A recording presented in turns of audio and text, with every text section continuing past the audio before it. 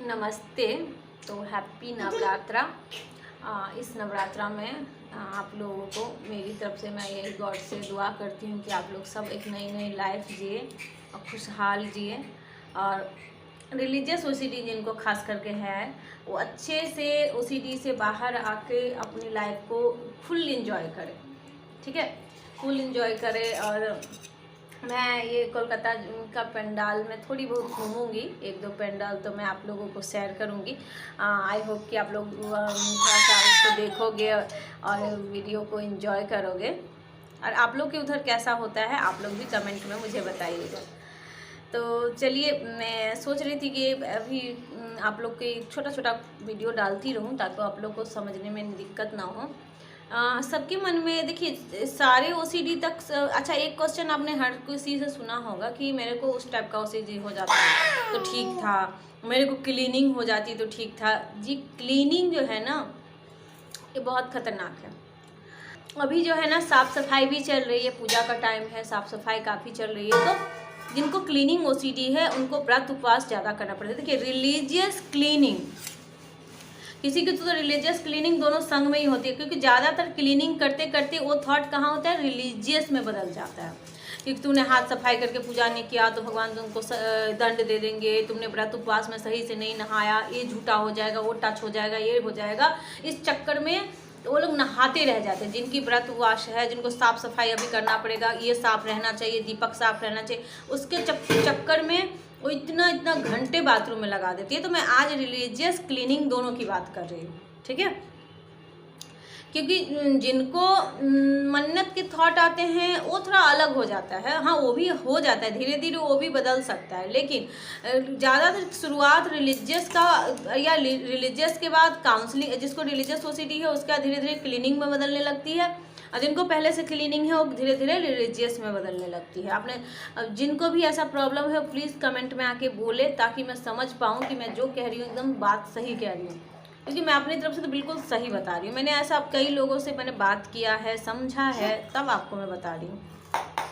तो देखिए, आप लोग पहली बात, भगवान को इतना डरावना रूप से क्यों देख रहे हैं? जब आपको ओसीडी होती है ना, खासकर रिलीजियस ओसीडी, और तो ज़्यादातर लोग ना भगवान को बड़ा ही डरावना रूप देखते हैं। मतलब उनको लगता है कि एक भगवान नहीं, एक मन उनका है जो अच्छा मान रहे हैं, एक मन उनका इतना अच्छा है कि वो चाहते हैं कि मेरा भी ऐसा लाइफ हो। जो लोग सब जैसे शांति मन से पूजा करते हैं वैसा मैं भी शांति मन से भगवान के पास कुछ देर बैठूँ, पूजा करूँ। उनकी इच्छा बहुत होती है कि मैं मंदिर जाऊँ, भगवान के पास थोड़ा देर बैठ के आऊँ, लेकिन उनका ओसीडी उनको थोड़ा देर भी बैठने नहीं देता।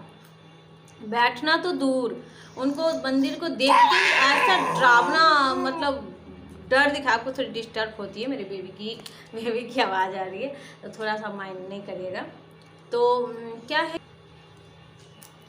तो ये इधर खेल रही है इसलिए तो क्या है कि दिक्कत ये है कि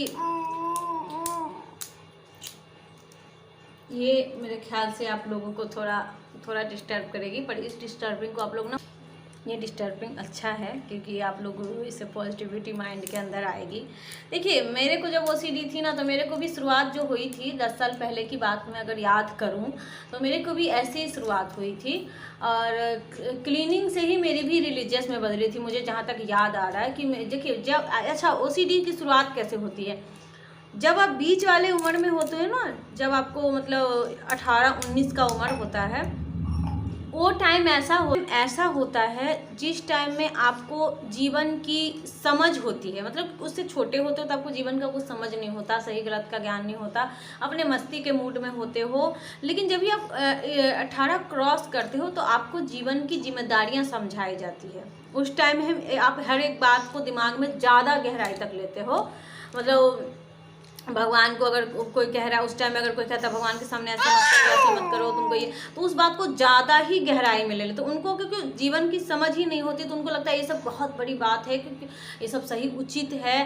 तो भगवान वो तो दूसरी तरफ से कहते हैं कि भगवान के सामने थोड़ी गलतियां ना करो, ये साफ रखो, वो साफ रखो, थोड़ा कहते हैं। लेकिन यहाँ पे एक सेंसिटिव माइंड इतना ज़्यादा कंट्रोल करता है, इतने ज़्यादा अपने आप को भगवान के सामने पूरा कह सकते हैं कि पूरा एकदम डेंजरस वाला रूप रख के कि एक गलती ना मेरे से हो जानी चाहिए।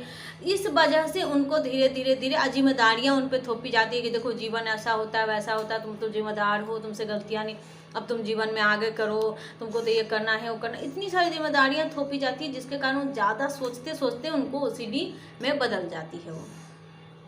ठीक है, तो सॉरी, मैं जहाँ तक अपनी बात कर रही थी, तो मेरे को भी याद है कि मेरे को भी टीनेजर में ही साफ सफाई की बात हुई थी, लगी थी थोड़ा सा, तो बाथरूम टॉयलेट से घूमना ज़्यादा करना है ना, तो ये मैं भी ऐसी करती थी। थोड़े से छींटे पड़ जाते थे तो बहुत ज़्यादा घिन कर लेना, बाप रे अब तो मेरे को छींटे पड़ गए, मेरे को नहाना चाहिए, धोना चाहिए, 4-4 घंटे बाथरूम में बिता देना। फिर मेरे को धीरे धीरे मैंने देखा कि रिलीजियस में बदल गई मेरे थॉट, फिर मन्नत वाली आ गई, मेरे को तो हर एक प्रकार के हो गए थे। तो यही है कि फिर मैंने जब OCD को समझा, तो आप लोग एक बात, आप लोग थोड़ा सा ठीक होने में भी आप लोगों को कठिनाई क्यों आती है, क्योंकि आप लोग जब पता चल चुका है कि OCD है तभी भी आप लोग क्वेश्चन की तरफ भागते रहते हो। नहीं, मेरे को आंसर चाहिए कि मेरे मन में जो थॉट आ रहा है ऐसा है कि नहीं, कि ये सच है कि नहीं। अरे ये सब के चक्कर में पड़ने के बजाय अब जब आपको पता चल चुका है कि OCD है तो आप सॉल्यूशन की तरफ जितना जल्दी भागेंगे उतना जल्दी आप ठीक होके आएंगे बाहर।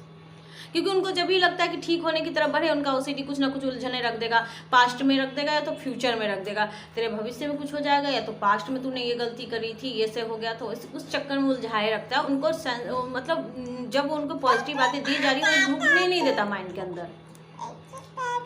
तो क्लीनिंग, मैंने ज़्यादातर रिलीजियस को सुने हैं जिनको मन्नत वाले, वो बोलते हैं मुझे को क्लीनिंग हो जाती तो अच्छा था, क्लीनिंग वाले बोलेंगे मेरे को वो वाले हो जाते तो अच्छा। लेकिन जी नहीं, दोनों बहुत तकलीफदेह ही होती है, किसी किसी को तो दोनों ही संग में ही होती है। शुरुआत भी मैंने कई को देखा है क्लीनिंग से ही आती है। तो क्लीनिंग वाली बहुत ही खतरनाक ही कह सकते हो कि हाथ हाथ धोने में, क्योंकि वो सबको इतनी उनकी स्किन छिल जाती है, पर उनका नेगेटिव बिलीव इस कदर बैठा होता है कि उनको मतलब सच्चाई की ओर जाने ही नहीं देता। देखिए आपके, मैं ये कहूँगी कि आप साफ सफाई करेंगे तो कहाँ तक करेंगे, कहाँ नहीं गंदगी है। देखिए मन को समझाइए कि मन जब भी आपको कहता है कि हाथ धो ले, तो आप थोड़ा सा बोलिए कि कोई क्या कितना हाथ धोऊं, जब मेरे को आँख से दिख रहा है कि मैं पूरी स्वच्छ हूँ, क्यों धोऊं मैं। फिर उसके बाद आपको डराएगा कि तुमको भगवान ये कर देंगे। बोले जिस भगवान ने हमें बनाया है, जब वो इतने मतलब जिस गॉड पे हम जी रहे हैं, उनके दिए हुए सब कुछ है, पानी जल हर एक चीज़ मेरे लिए व्यवस्था कर रखे हम इंसानों के लिए। भला उस गॉड को हमसे क्या दुश्मनी हो गई कि हमको मारेंगे, चाहे कुछ पनिष्ट करेंगे। रहा कि आपको आधे अधूर ज्ञान जो मिल चुका है समाज से, कई कई ढकोसले करते हैं भगवान के नाम पे, उस क्वेश्चन आंसर आपके दिमाग में जाता है, आप इस उलझन में पड़ जाते हो कि ऐसा होता है क्या भगवान के लिए अगर गलत विचार एक बार आ जाए तो क्या भगवान सच में पनिष्ट कर देते हैं क्या? अगर मन्नत मन में आ जाए तो क्या सच में? इस उलझने में आप OCD के शिकार हो जाते हो, उलझने में, सही गलत के चक्कर में। तो आप उस समाज को छोड़ के आप एक ट्रस्ट करो भगवान पे। धीरे धीरे भगवान से भागने के बजाय भगवान के करीब जाओ, धीरे धीरे देखो कितना अच्छा लगेगा। डरिए मत। अगर आपको